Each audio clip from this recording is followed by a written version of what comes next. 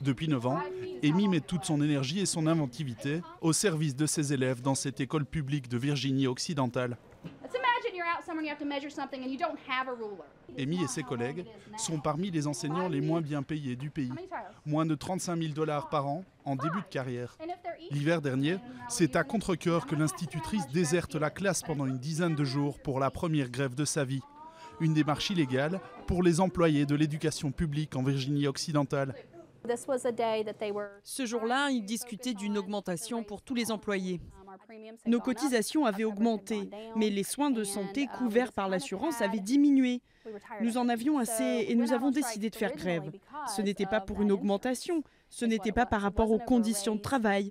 Au départ, c'était à cause de l'assurance santé. La grève est suivie dans plusieurs États et fait des émules comme ici dans l'Oklahoma. Des dizaines de milliers d'enseignants, de chauffeurs de bus scolaires et d'employés de l'enseignement descendent dans la rue. Résultat, une augmentation de salaire de 5%, la première en 4 ans. Pour l'assurance santé, ils attendent toujours. Un combat qui décide Amy à se présenter pour la première fois aux élections et briguer un siège au Sénat de Virginie occidentale. Comme elle, près de 1500 enseignants se lancent en politique cet automne.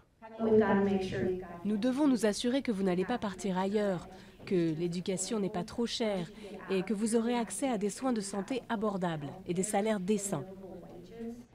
La majorité des enseignants candidats sont démocrates. Vera Miller, elle, fait campagne avec les républicains. Après la crise économique de 2008, la plupart des États américains ont réduit le financement de l'éducation publique. Vera espère changer ça en Virginie occidentale, même si cela signifie sans doute augmenter les impôts locaux. Je soutiens totalement l'éducation publique.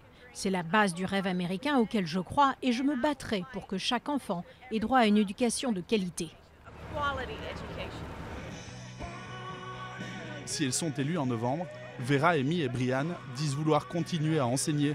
Une double casquette pour, selon elles, garder le contact avec les élèves et les parents de Virginie occidentale.